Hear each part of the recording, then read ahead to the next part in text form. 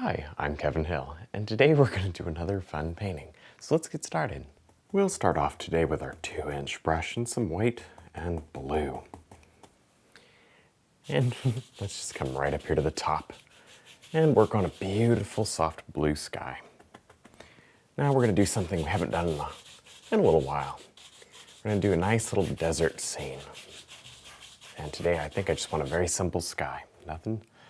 Nothing too crazy at all. All right, just carefully work this down.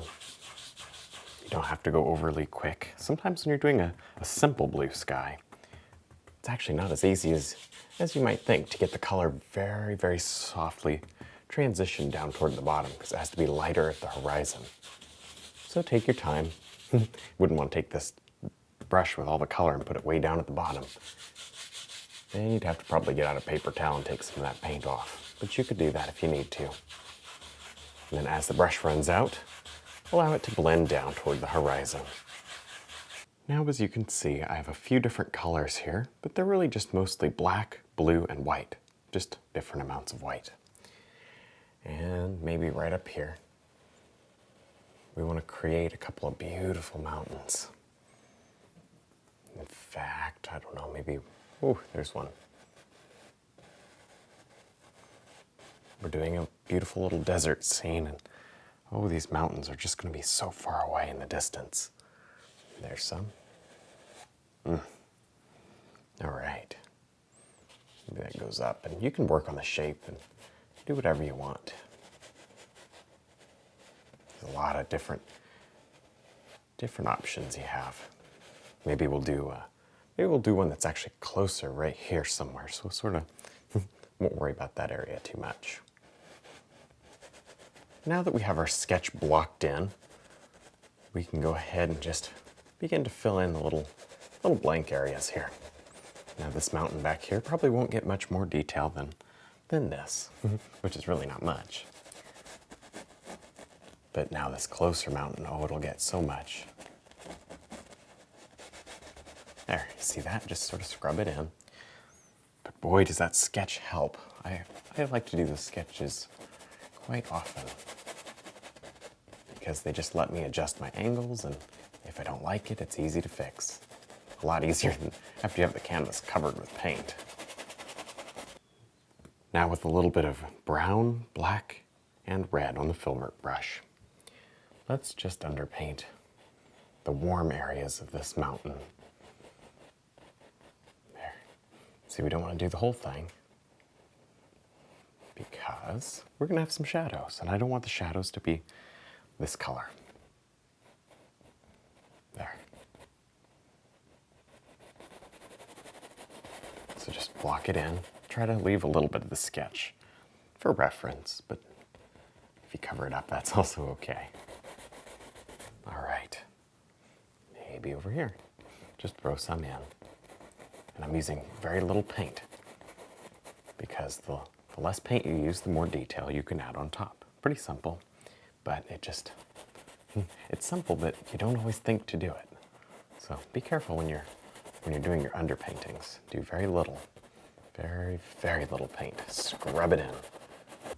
Now with our 2-inch brush and some brown, yellow, and just a touch of white, let's go ahead and underpaint this area down here. Now this 2-inch brush will get it done really fast. But we don't want to do it all in this color. All right. If you did it all in this color, it really is not going to look as detailed or as nice. So this is just some sand down here, kind of in the middle ground area. Doesn't have to all be perfectly flat. In fact, maybe it shouldn't be flat. Go right up here to the mountain, and maybe we want to throw in some green because there's a lot of green bushes here today. All right, that looks good. Just fill it right in. We'll detail it and cover up most of this later. Now with a beautiful tan color made out of a little bit of brown, red, yellow, and of course white. Let's just drop on some highlight up here. Now maybe sometimes the rock goes straight down, and sometimes it kind of comes across. It's a very interesting rock today. And I'm choosing to highlight with the filbert brush simply because this mountain it's still not very close. It's a lot closer than those because it has color. The color and all that contrast in there really makes it look close. But it's not close enough or textured enough for me to use the knife on it. At least not most of it. I may pick up the knife at the very end and throw a couple of quick textures in, but it certainly won't be much. This brush texture is about all I want. And do that when you paint.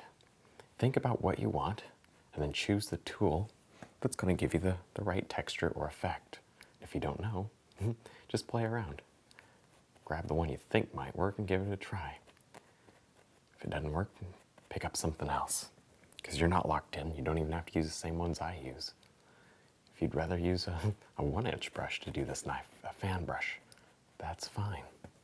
Whatever works for you. It's just have fun with it. Enjoy painting. And get a lot of beautiful textures and details out here. A lot of sunlight. Oh, sunlight's beautiful.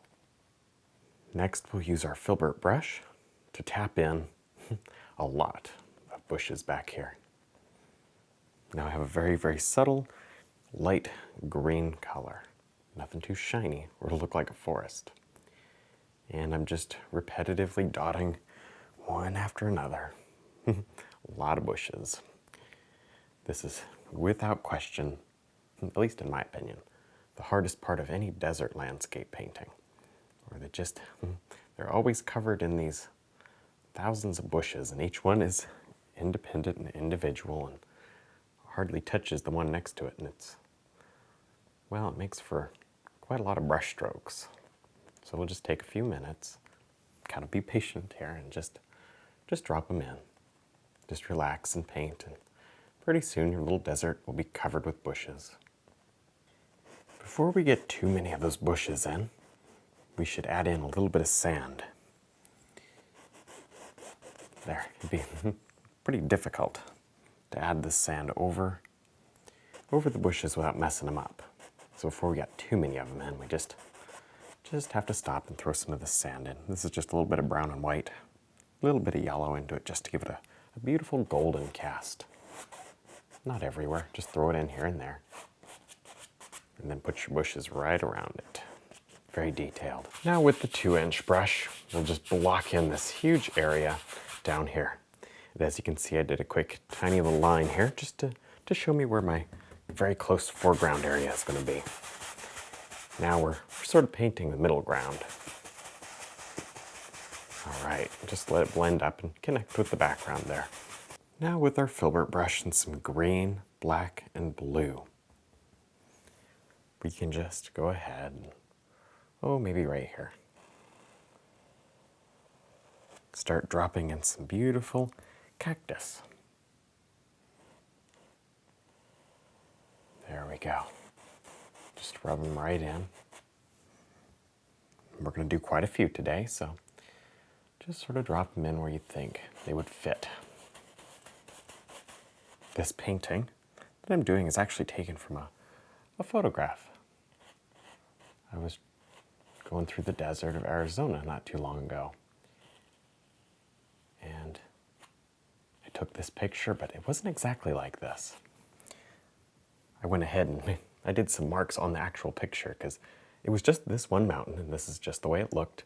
And then it was just the middle ground here. So I think I'm going to do a big foreground cactus somewhere in here.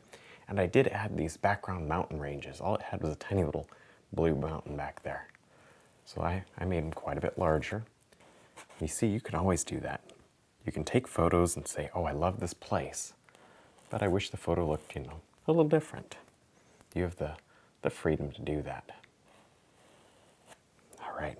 Now, of course, we can't just leave these cactus here. Those are way too big for this area. And actually, in the photo, there's some tall bushes that raise up all the way, almost all the way up to this ridge line. So we'll do that. Saves us from having to paint in too much background, which is very nice, because boy, is it repetitive. But that's all right. It's worth it. Just Just be patient, have fun with the whole thing.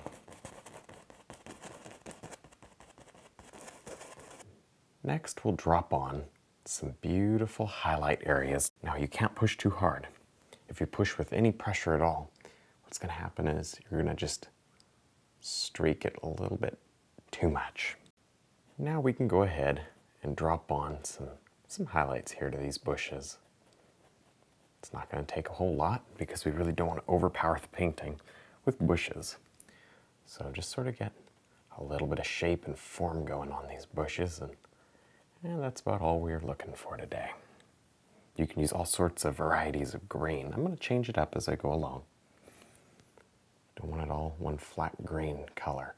And rather than tapping, because normally we like to tap bushes, I'm setting my brush down and giving it a little pull down. It'll mix with the wet paint, and it'll give you beautiful little subtle streaks and different things. But there's so little paint on this canvas that I'm actually able to see the grain of the canvas through this, which is pretty remarkable. So that's the most important thing. Limit the amount of paint in the background. Otherwise, you won't have the freedom to do this. You'll probably have to tap them on. You'll get a different effect, which would probably be okay too. Now we can just drop in a really big cactus right here on the left side.